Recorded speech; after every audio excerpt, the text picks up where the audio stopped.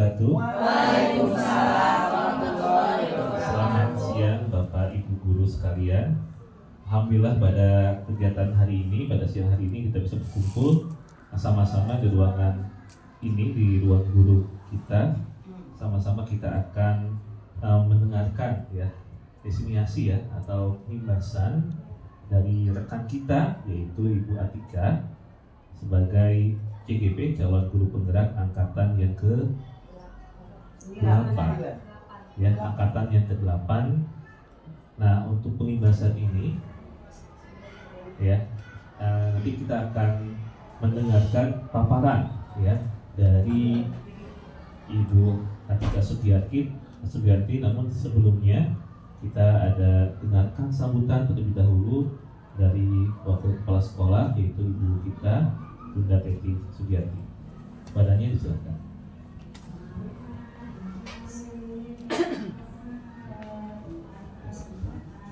Terima kasih Pak Disti.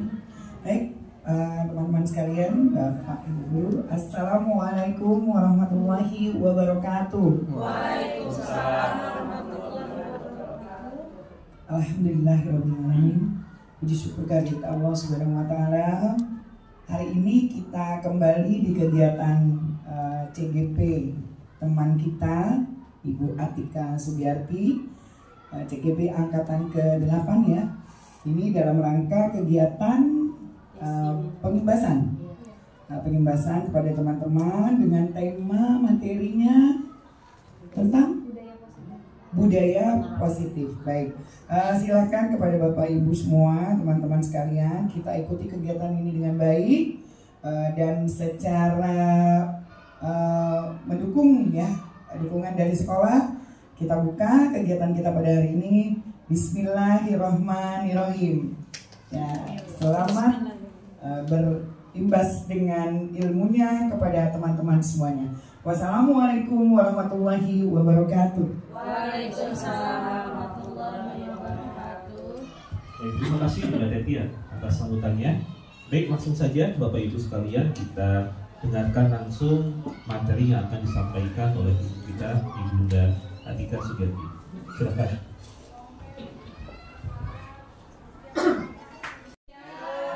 Gimana kabar kalian hari ini? Alhamdulillah.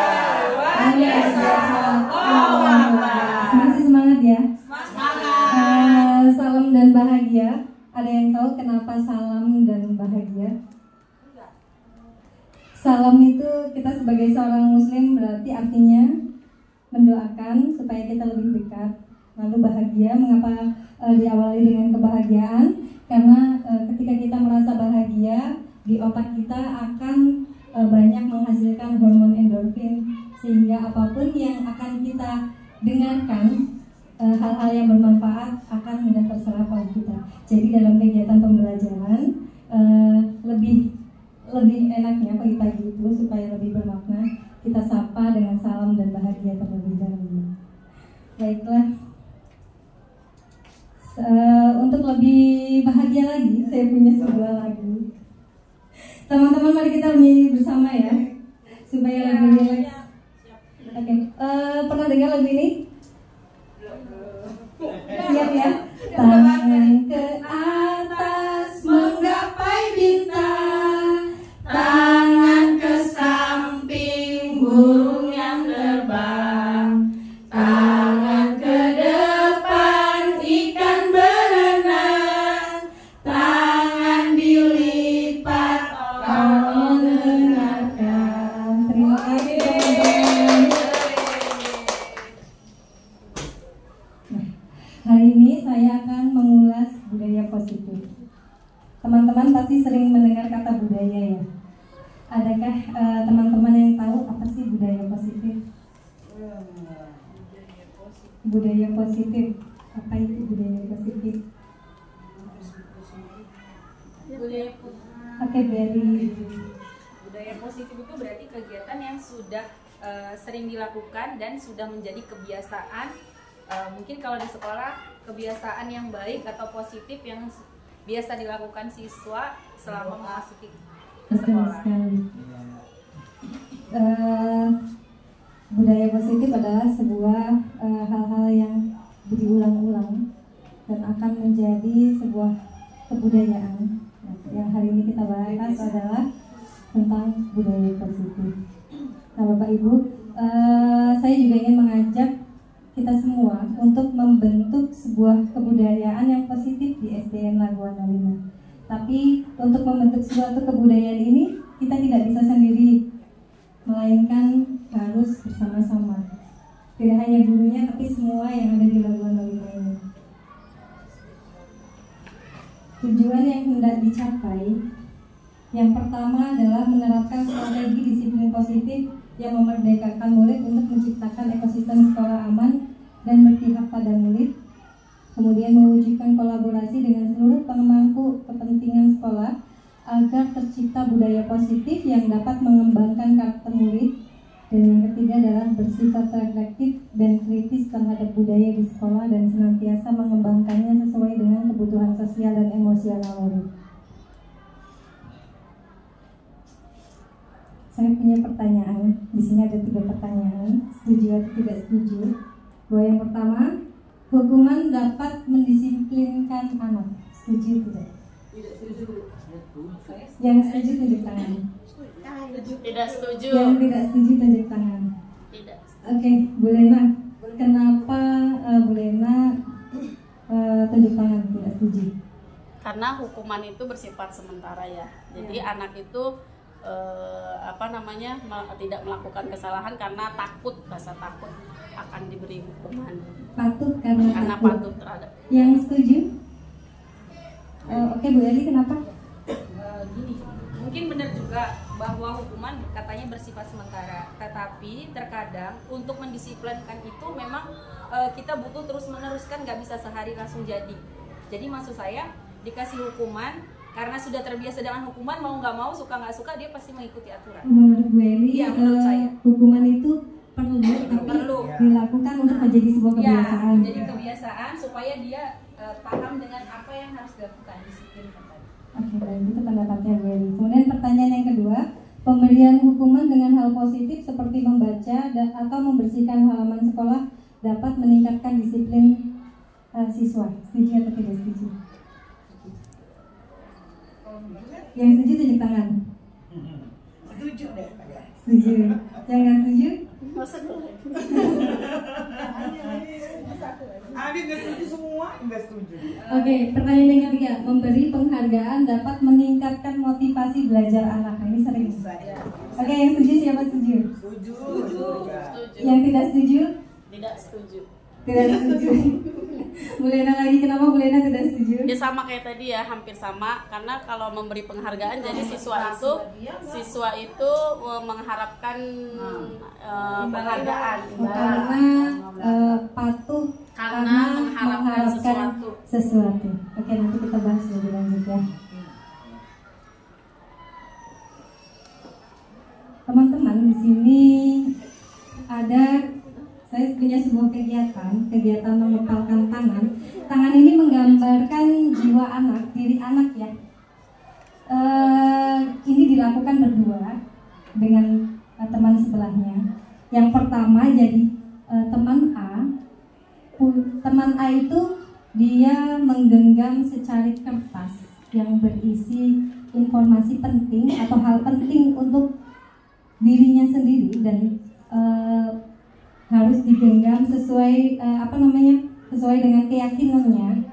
Kemudian teman yang B mencoba dengan sekuat tenaga atau dengan berbagai cara untuk meminta Anda memberikan benda tersebut. Yang B itu boleh membujuk, mengancam, menghardik, merayu, menyuap apa saja agar temannya yang A itu mau buka tangan. Bisa? Oke, coba bisa dilakukan dengan teman di sebelahnya.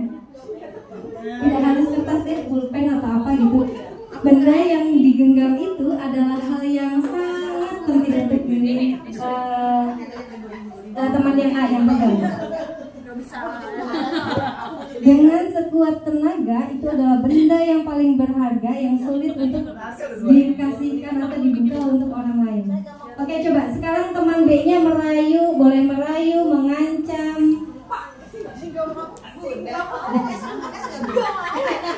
Kira-kira siapa yang Oke.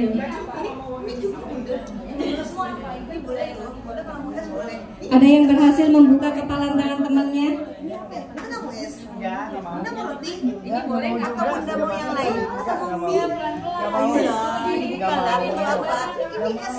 Oke, baiklah teman-teman. Gimana? Ada yang berhasil membuka? Bu Eli, ada yang berhasil membuka?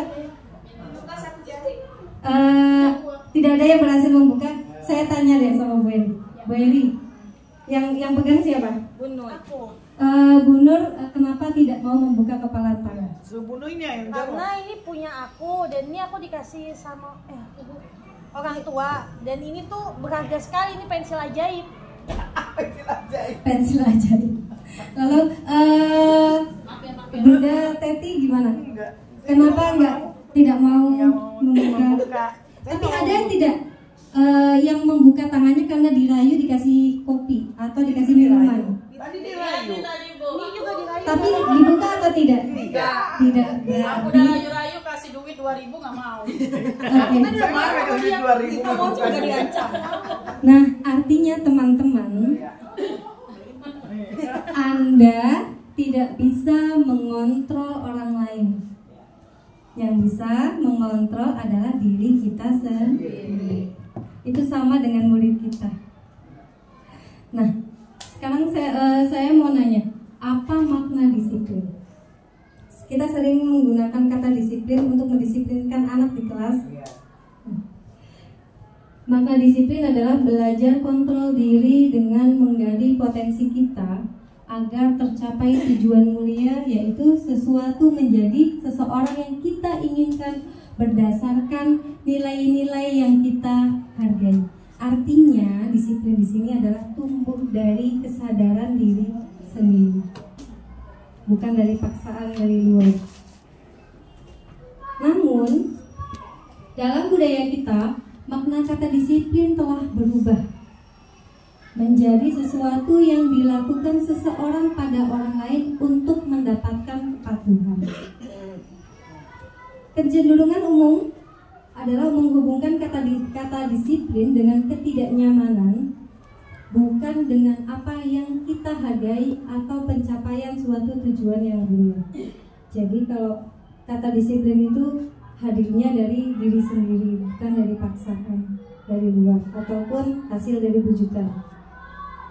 Di sini ada teori motivasi perilaku manusia.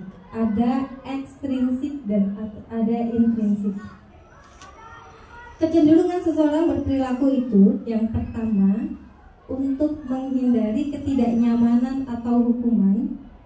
Yang kedua untuk mendapatkan imbalan dari orang lain atau institusi. Ini dinamakan dengan motivasi eksternal. Itu bujukan dari luar. Tadi bujukan-bujukan tadi itu termasuknya adalah motivasi eksternal. Kemudian yang ketiga adalah untuk menghargai diri sendiri. Ini adalah berasal dari dalam diri, dari kesadaran untuk menghargai diri sendiri. Nah, ini yang menjadi tujuan dari disiplin positif itu. Yang diharapkan itu bukan dari eksternal tapi dari dalam diri sendiri. Karena kalau dari dalam diri sendiri, anak-anak itu akan tanpa adanya aturan, tanpa adanya paksaan, mereka sudah paham bahwa berdisiplin adalah untuk bagi dirinya sendiri, sangat berguna atau untuk menghargai dirinya sendiri. Nah, nilai-nilai kebijakan universal, yaitu nilai adalah sifat-sifat positif manusia yang merupakan tujuan mulia yang ingin dicapai setiap individu. Ini adalah nilai-nilai yang ada pada diri siswa ketika dia memiliki nilai disiplin dari intrinsik. Nilai-nilai kebajikan yang ingin dicapai oleh setiap anak Indonesia kita kenal dengan profil pelajar Pancasila. Di sini hafal profil pelajar Pancasila. Belajar Pancasila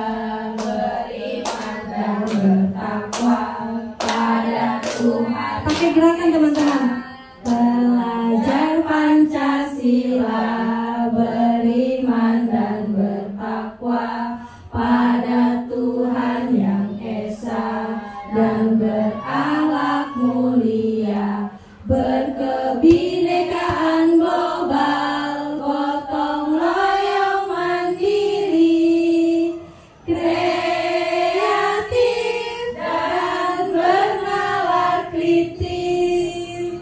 Hafal ya semuanya. Insya Allah nanti diterapkan dalam pencapaian karakter dalam setiap pembelajaran. Teman-teman, di sini saya ada sebuah pertanyaan. Menurut teman-teman ini internal atau eksternal? Datang tepat waktu sesuai dengan peraturan sekolah. Sesuai dengan peraturan sekolah. Eksternal. Kemudian mengerjakan PR sesuai dengan aturan kelas. Lalu yang ketiga, melaksanakan tiket kelas agar nyaman untuk belajar. Internal, betul. Tidak mencontek karena dilarang guru.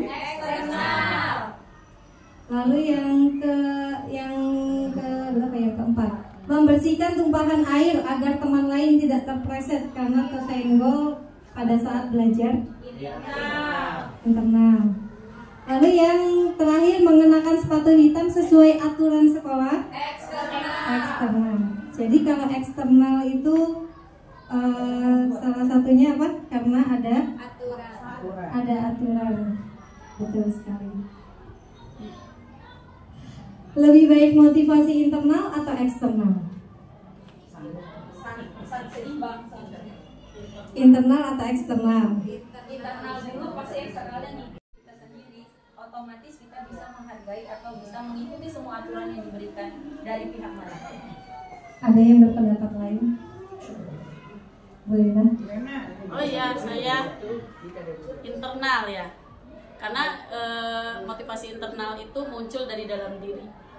Jadi udah dari kesadarannya. Berarti lebih baik motivasi dari internal. Oke. Keyakinan kelas atau peraturan kelas? Mengapa harus keyakinan kelas? Pertanyaan yang pertama, mengapa kita memiliki peraturan harus menggunakan helm bila mengendarai kendaraan roda 2? Kenapa pakai helm? Safety. Ada yang jawab karena takut ditilang polisi.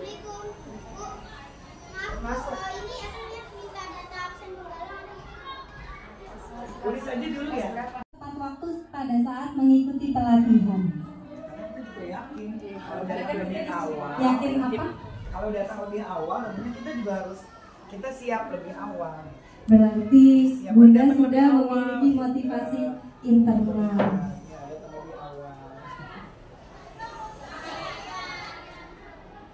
Untuk mendukung motivasi intrinsik, kembali ke nilai-nilai atau keyakinan-keyakinan lebih menggerakkan seseorang dibandingkan mengikuti serangkaian peraturan-peraturan. Betul tidak? Kalau motivasinya intrinsik, tanpa ada aturan pun akan tetap dilaksanakan. Nah, sebuah budaya positif di sekolah akan terbentuk mulai dari hal yang kecil terlebih dahulu. Kita di kelas punya peraturan-peraturan, bukan? Supaya anak lebih disiplin. Dari peraturan kelas ini, kita ubah menjadi keyakinan kelas. Karena kalau peraturan kelas, ada yang tahu tidak? Kenapa harus dirubah ke keyakinan kelas?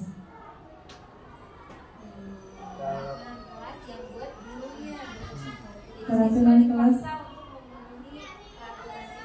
Iya. Iya, kalau peraturan kelas yang buat gurunya, siswanya dipaksa untuk patuh. Kira-kira kalau dipaksa untuk patuh itu dari diri sendiri atau dari luar? Biasanya kalau intrinsik itu akan bertahan lama dan dengan sendirinya dia akan memiliki keyakinan dan melaksanakan keyakinan tersebut. Maka peraturan kelas itu dirubah menjadi keyakinan kelas. Keyakinan kelas ini dibuat bersama-sama oleh siswa, bukan oleh gurunya. Kemudian keyakinan kelas yang sudah terbentuk ini akan membentuk suatu lingkungan yang positif di kelas, karena masing-masing siswa itu sudah meyakini, membuat keyakinan mereka sendiri dan akan mereka ikuti. Nah, hal ini akan menjadi sebuah lingkungan yang positif. Bayangkan jika setiap kelas dari kelas 1 sampai dengan kelas 6 semuanya membuat keyakinan kelas, karena keyakinan kelas itu didasari oleh keyakinan yang dimiliki oleh diri sendiri, maka lingkungan sekolah kita akan terbentuk suatu budaya yang positif. Oleh karena itu, untuk membentuk suatu budaya yang positif ini tidak bisa sendiri, melainkan bersama-sama dengan semua yang ada di SDN Labuan ini. Yang mana yang merupakan keyakinan kelas? Yang di sebelah kanan saya atau yang di sebelah kiri? Keyakinan kelas berarti yang sebelah kiri saya atau sebelah kanan? Kiri. Keyakinan kiri. Keyakinan sebelah kiri. Sebelah kanan Ibu berarti. Oke, sebelah kanan Ibu. Kalau peraturan berarti di sebelah kiri. Ya, betul sekali. Kalau keyakinan adanya di sebelah kanan teman-teman semua. Nah, teman-teman, ternyata setiap anak, kita semua ini, setiap manusia itu memiliki 5 kebutuhan dasar yang harus terpenuhi. Nah, yang pertama ada kasih sayang dan rasa diterima. Yang kedua penguasaan. Yang ketiga kebebasan. Dan yang keempat kesenangan hidup. Dan yang paling utama adalah bertahan hidup. Jika 5 kebutuhan ini tidak terpenuhi, apa yang terjadi? Kalau teman-teman semua kelima ini, misalnya salah satunya tidak terpenuhi, apa yang terjadi? Merasa apa? Kira-kira nih, kebutuhan kasih sayang saja hilang. Apa yang teman-teman rasakan?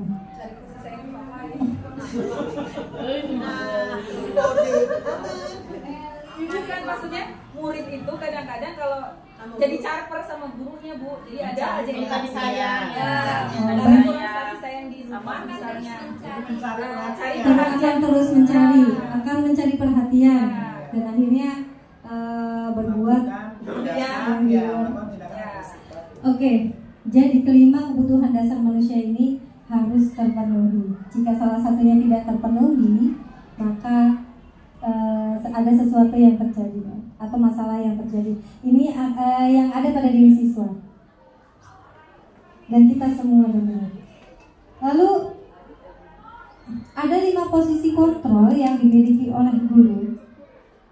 Bisa teman-teman perhatikan. Yang pertama adalah posisi kontrol pembuat orang merasa bersalah, penghukum, teman, pemantau, dan manajer. Ada 5 posisi kontrol.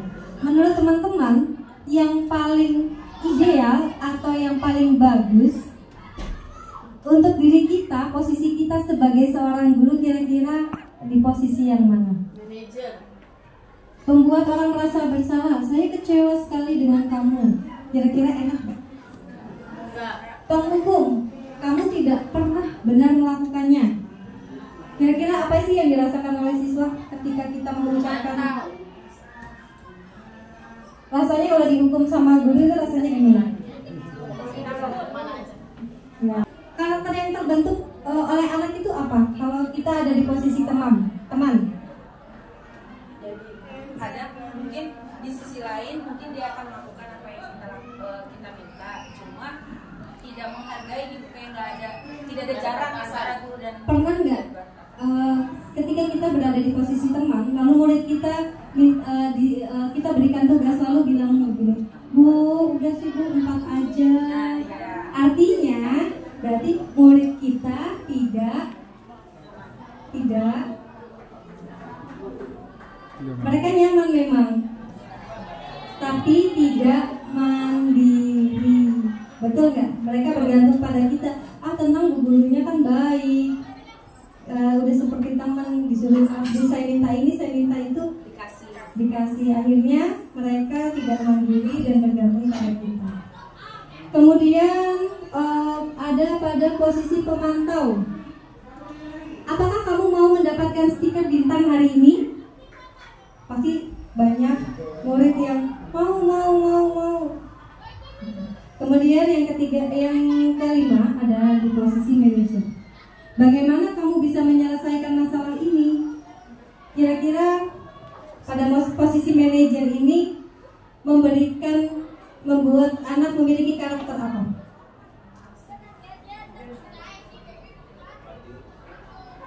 Ya, betul sekali. Anak-anak akan menjadi mandiri untuk memecahkan masalah yang mereka hadapi. Jadi, menurut teman-teman yang paling bagus posisi kita sebagai seorang guru itu posisi yang mana? Manajer. Karena bisa membuat anak-anak menjadi lebih mandiri dan kritis. Bagaimana posisi kontrol? Yang pertama, kalau kita berada di posisi penghukum atau pembuat rasa bersalah, maka anak akan memiliki sikap yaitu untuk menghindari hukuman. Kemudian jika kita berada di posisi kontrol 3 dan 4, teman dan pemantau, ini anak akan berharap imbalan. Kemudian jika kita berada pada posisi manajer, ini sikap anak adalah untuk menghargai dirinya sendiri. Nah, ini berdasarkan dari nilai-nilai universal yang bisa dari sinilah yang akan kita bisa gunakan, atau dari keyakinan siswa inilah yang akan kita buat menjadi keyakinan kelas, yang akan kita jadikan sebagai keyakinan kelas. Nah, pasti di setiap di kelas, di kegiatan pembelajaran pasti ada masalah yang terjadi. Nah, penyelesaian masalah ini dinamakan dengan restitusi. Apa sih restitusi? Restitusi adalah proses menciptakan kondisi bagi murid untuk memperbaiki kesalahan mereka, sehingga mereka bisa kembali pada kelompok mereka dengan karakter yang lebih kuat. Restitusi juga merupakan proses kolaboratif yang mengajarkan murid untuk mencari solusi untuk masalah mereka. Jadi ketika ada masalah atau siswa yang berkasus, tidak boleh langsung memberikan hukuman, tapi ada prosesnya. Ini lebih memberikan kesempatan kepada siswa untuk memecahkan masalahnya sendiri atau menyadari kesalahan yang telah dibuat. Kemudian di sini ada segitiga restitusi. Dalam kedua adalah validasi kebutuhan, dan yang ketiga adalah menanyakan keyakinan. Lalu apa sih restitusi itu? Coba kita lihat ya video yang akan saya tayangkan. Ini adalah bagaimana seseorang menyelesaikan suatu masalah yang memberikan kesempatan kepada siswa untuk ini lebih merdeka daripada kita langsung. Ini merupakan salah satu video tentang disiplin positif, yaitu restitusi segitiga restitusi.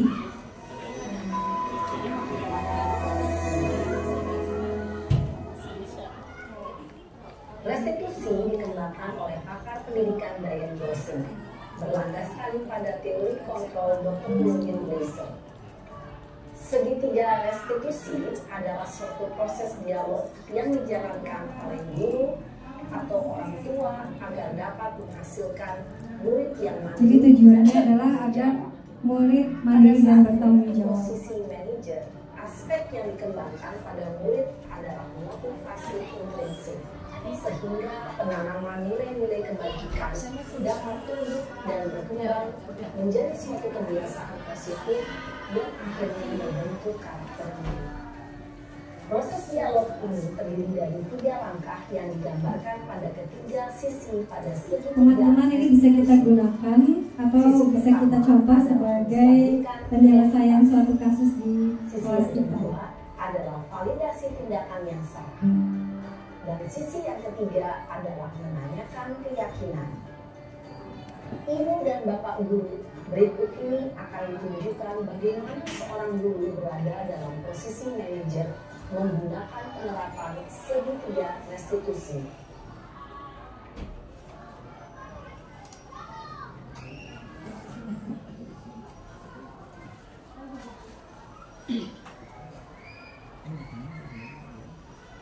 Siang Sarah.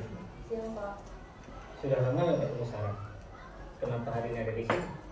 Kesel Pak, kesel banget. Masa aku dikatain tukang fitnah Pak? Ya aku marah lah. Aku balik ngatain Eka di depan kelas. Kesel banget. Oh begitu. Ya, Wajahnya pasti harus ada biasa saja. Apabila Nada suaranya juga biasa apabila ada saja. yang menuduh Bapak seperti itu. Kemudian pada saat itu kamu mau melakukan apa? Ya saya langsung ngatain Eka lah Pak. Kesel Di banget. sini validasi Saya tindakan dia yang depan salah. temen lain. Oh begitu. Ini tindakan yang Pasti kedua. kamu melakukan seperti itu karena suatu alasan tertentu bukan? Iyalah, masa saya diam saja Pak? Ya saya bela diri lah. Masa saya dituduh tukang fitnah? Ya wajar lah. Mempertahankan harga diri itu sesuatu yang penting buat kamu.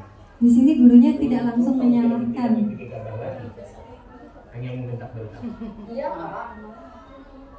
Untung saya masih bersabar dan hanya membentak saja. Pada akhirnya siswa Saya menyadari pasti bela diri lah. Ya pasti ya. kesalahannya Tapi nanti. kamu memilih untuk tetap bertahan dan bersabar. Kamu memilih untuk tidak berbuat lebih parah lagi, bukan? Iya. Nah, sekarang coba kita lihat lagi tindakan kamu yang bentak-bentak Eka di kelas. Tindakan kamu itu kira-kira sesuai dengan keyakinan kelas atau prinsip kamu tidak? Enggak lah Pak. Capek Pak jadi pemarah. Jadi keyakinan atau prinsip mana yang kurang sesuai dengan keinginan kamu? Ya saya sebenarnya sangat menghargai orang lain. Akhirnya dia menyadari dengan keyakinannya sendiri. Jadi tidak menunjukkan sikap itu. Kamu meyakini tidak? Menghargai orang lain itu penting buat kamu. Yakin lah Pak. Iya, setuju. Kita harus saling menghargai. Pada saat ini menanyakan Ada juga keyakinan. yang kita sepakati yang perlu kita jalankan apabila kita sedang marah, bukan? Ya saya bisa lebih proaktif. Mulai dengan diri sendiri. Saya bisa jadi lebih bersabar, mengambil waktu jeda untuk berpikir mau apa selanjutnya. Kira-kira kamu bersedia memperbaiki masalah ini tidak? Bersedia Pak. Akhirnya siswa Memperbaiki masalah ini, bisa berpikir mencari jalan keluar Saya terhadap menjadi masalah yang lebih dialami bertanggung jawab sendiri. lah, ya, Pak. Dan senantiasa proaktif. Iya. Menurut kamu bagaimana rasanya menjadi orang seperti itu? Ya nyaman lah. Bangga bisa bersabar dan menahan diri. Baiklah kalau begitu. Yuk kita pikirkan bagaimana memperbaiki masalah ini.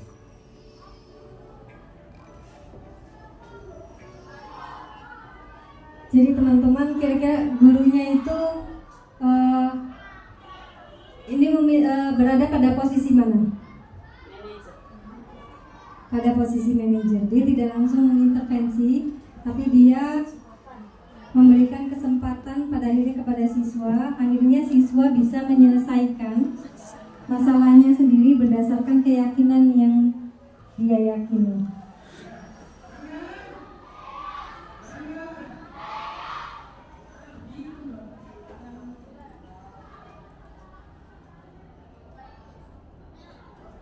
Di sini sharing materi yang saya lakukan. Terima kasih atas kesempatan dan waktu yang telah teman-teman berikan. Mohon maaf atas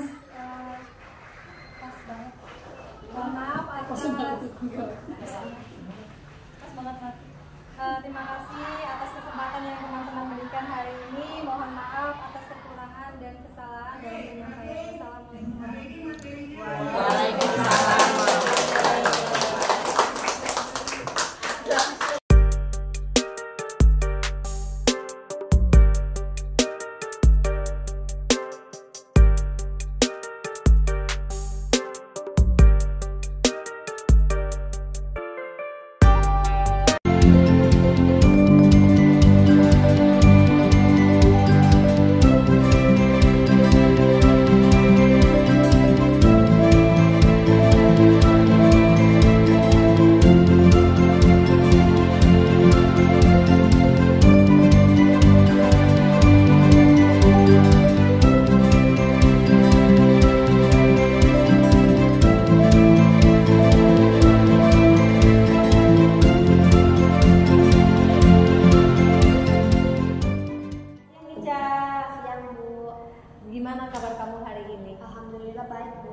Alhamdulillah. Ica, tahu kenapa Ibu panggil hari ini kemari? Mungkin berkaitan dengan tugas yang kemarin ya Bu.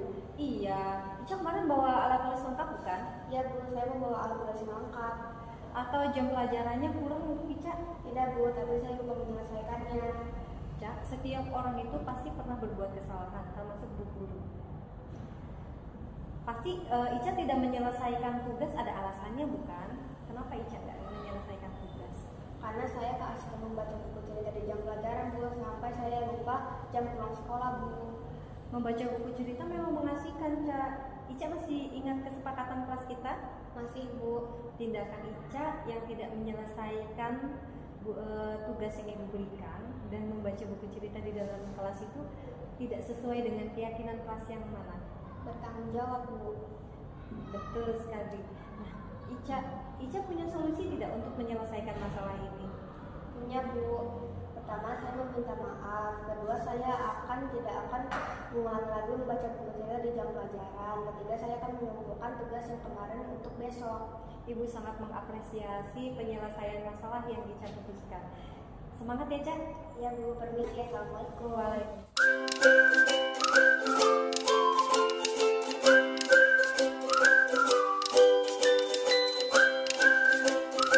Assalamualaikum Bu. Waalaikumsalam. Silakan duduk Sufi. Gimana kabar kamu hari ini?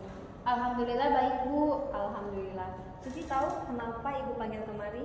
Mungkin karena masalah kemarin ya Bu, saya marah-marah kepada Tio.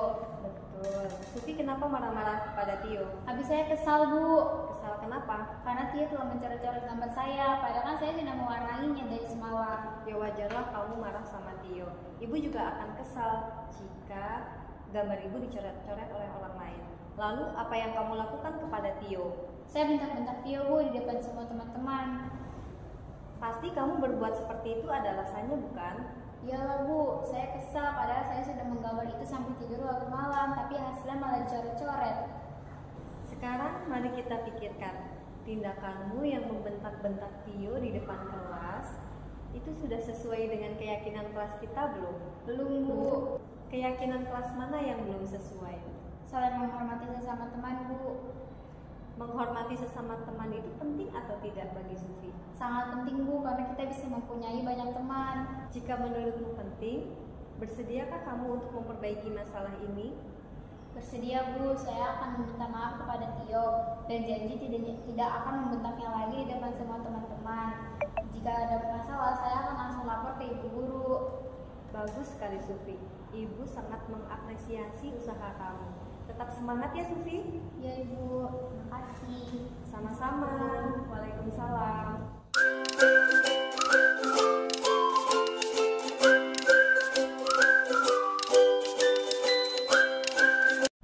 Assalamualaikum warahmatullahi wabarakatuh. Saya sangat senang karena saya mendapatkan solusi untuk cara menyelesaikan masalah yang saya alami.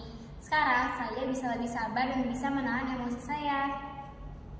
Assalamualaikum warahmatullahi wabarakatuh. Saya senang sekali karena dapat menemukan solusi terhadap masalah yang saya alami dan saya bisa bertanggung jawab atas tugas yang dikasih.